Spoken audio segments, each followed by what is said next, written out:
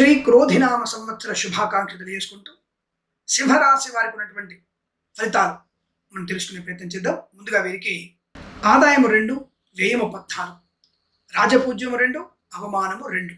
14 ఖర్చు ఉంది, 2 మాత్రమే ఆదాయం ఉంది అనుకుంటారేమో. ఇంతకుముందు కర్కాటక రాశి వారికి 14 ఆదాయం, 2 ఖర్చు ఉంది. మరి సింహరాశి వారికి దాని రివర్స్లో వస్తుంది.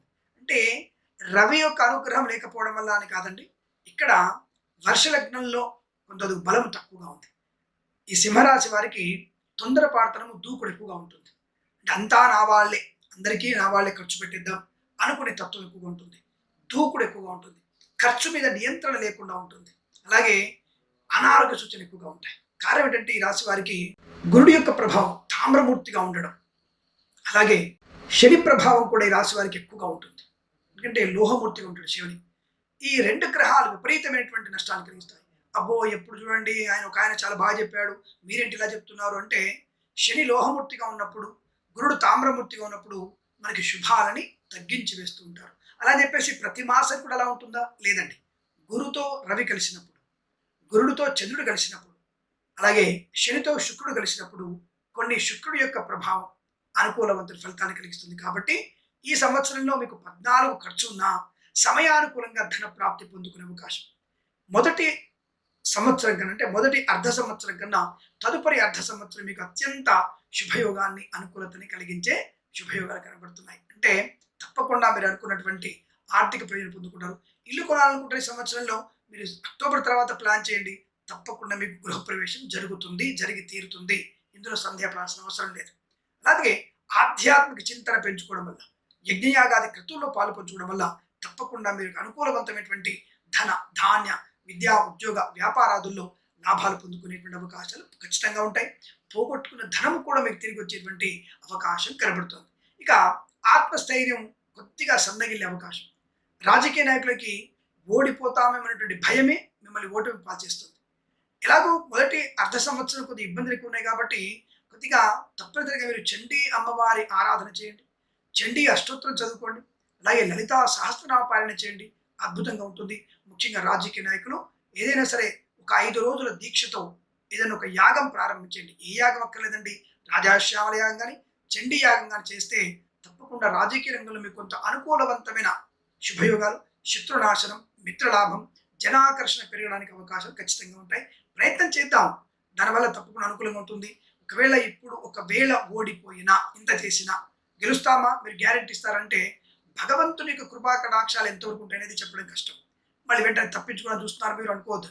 మీరు ఎంత పుణ్యబలం చేశారు, ఎంత పాపకర్మలు చేశారు, తల్లిదండ్రులు ఎంత పుణ్యాన్ని చేశారు, ఆ పుణ్యబలాన్ని పెంచుకోవడమే యజ్ఞయాగాది క్రతువులు, పూజలు, పునస్కారాలు, తపస్సు, యజ్ఞం.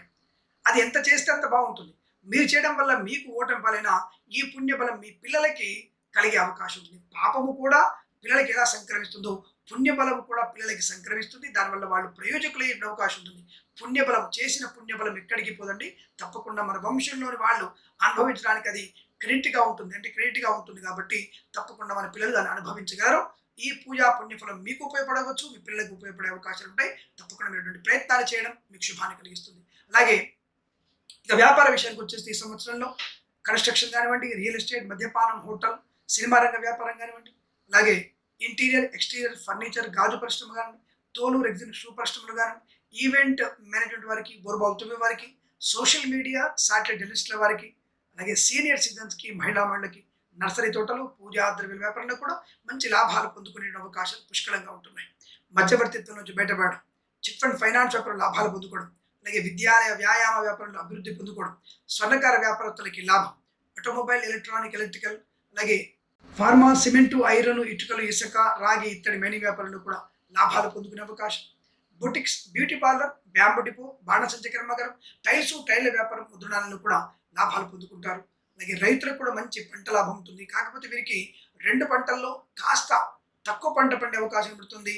నీటి సమృద్ధి, లభ్యత వీరికి లేకపోవడం వల్ల, అంటే ఈ రాష్ట్ర వారికి పొలాల్లోకి సరైనటువంటి నీరు రాకపోవడము, లేదా అధిక నీరు వలన, అంటే అతివర్షం కానివ్వండి లేదా తక్కువ వర్ష ప్రభావం వల్ల మీకు ఇబ్బందులు పడే అవకాశం ఉంటుంది. ఏదేమైనా 2 పంటల్లో కొంత పంట తక్కువగా పండేటువంటి అవకాశం కనబడుతుంది కనుక రైతు సోదరులు జాగ్రత్తగా ఉండే ప్రయత్నం చేస్తే రెండు పంటల్ని కూడా కాపాడుకునే ప్రయత్నం ఉంటుంది. ముఖ్యంగా మిర్చి పంట, చెరుకు పంట ఉన్నటువంటి రైతులు, పొద్దుతిరుగుడు పువ్వు మరియు కంది పంట ఉన్నటువంటి రైతులు చాలా జాగ్రత్తగా ఉండాలన్న విషయాన్ని గుర్తుపెట్టుకుంటే రైతు సోదరులకు మంచిది. అనవసరమైనటువంటి రసాయన పిచికారీల వల్ల కూడా మీకు నష్టాలు పొందుకునే అవకాశం కనబడుతుంది.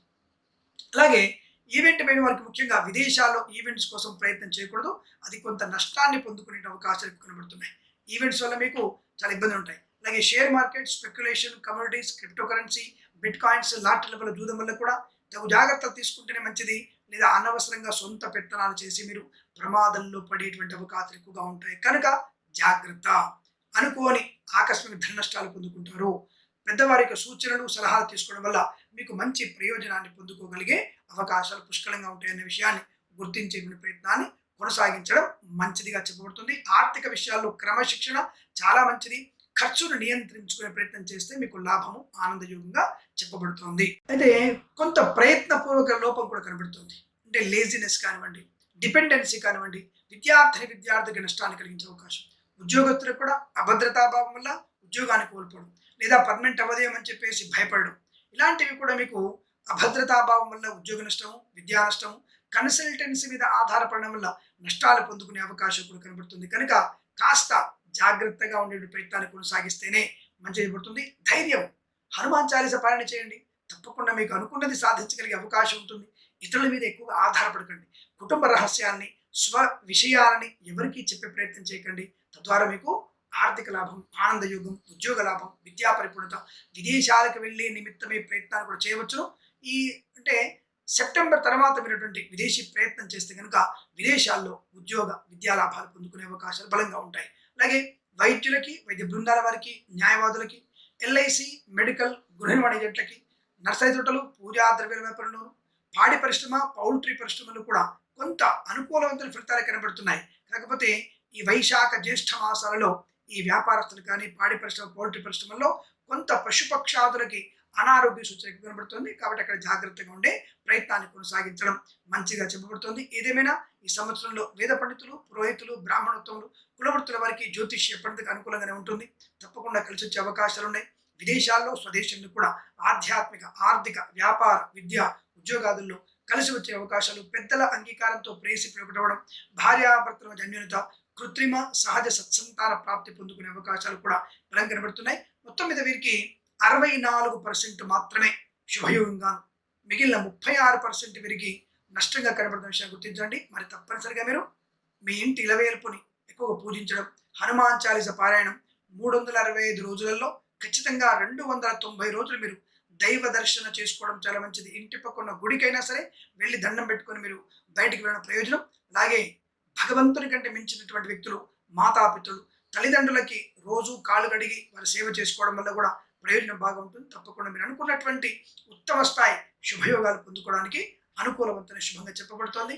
కాబట్టి క్రోధినామ సంవత్సరంలో మీరు నిరంతర భగవద్ ఆరాధన, అవతల వాళ్ళని చూచి జాగ్రత్త పడుతూ మీ మీద మీకు నమ్మకాన్ని పెంచుకునే ప్రయత్నం చేస్తే లాభకరంగా ఉంటుందని తెలియజేసుకుంటూ ఈ క్రోధినామ సంవత్సరంలో మీకు అష్టైశ్వర్య ప్రాప్తి పొందాలని కోరుకుంటూ సర్వేజన సుఖినో భవంతు. ప్రేమతో మీ కిరణ్ శర్మ.